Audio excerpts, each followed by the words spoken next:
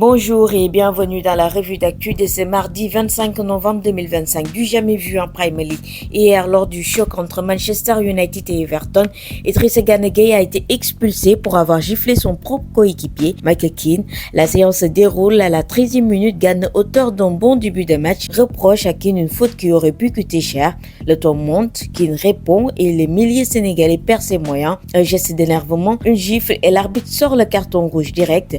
Une expulsion rarissime. Le dernier cas similaire remonte à 2008. Il faut alors l'intervention d'Iliman Ndiaye et de Jordan Pickford pour sortir un Gana Gueye visiblement hors de lui. Malgré cette scène invraisemblable, Everton finira par s'imposer 1-0 à Old Trafford. Après la rencontre, l'entraîneur a choisi l'humour, surpris mais pas dramatique, estimant que l'arbitre aurait peut-être pu temporiser. Le coach confirme que Gana a présenté ses excuses dans le vestiaire et quelques heures plus tard, le joueur s'exprime publiquement, excuse à Michael Keane, au staff, aux supporters et au club et reconnaît un moment de folie qui ne reflète ni qui il est, ni les valeurs qu'il défend et promet que cela ne se reproduira plus, un épisode aussi rare que marquant qui fera date dans l'histoire de la Premier League.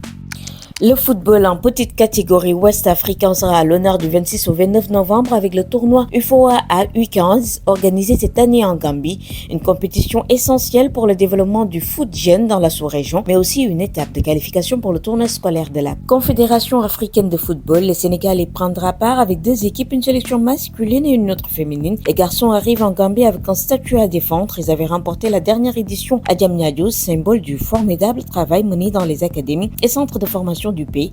Pour cette édition, les Lionceaux affronteront la Gambie, la Guinée, la Guinée-Bissau, le Libéria et la Mauritanie. Chez les filles, 4 nations seront présentes, la Gambie, la Guinée, la Guinée-Bissau et le Sénégal. Au-delà du résultat sportif, ce tournoi s'inscrit pleinement dans la stratégie de développement du football sénégalais, préparer très tôt les futures générations, évaluer le niveau technique et physique des jeunes et identifier les talents qui rejoindront les U17 dans les années à venir.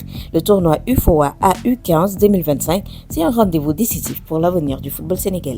Diamniadio accueille cette semaine l'un des plus grands rendez-vous équestres au monde, la finale du FAI Jumping World Challenge. Du 25 au 30 novembre, le centre équestre de Diamniadio sera le théâtre d'une compétition internationale exceptionnelle réunissant des cavaliers venus de 19 pays.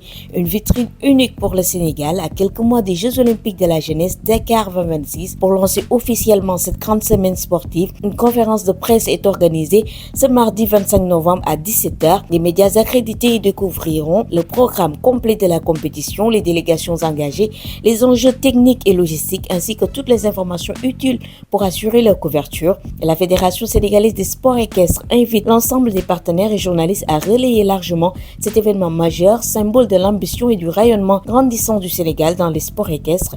La finale du FAI Jumping World Challenge Dakar 2025 vous attend, cap sur une semaine de performance, de passion et d'excellence.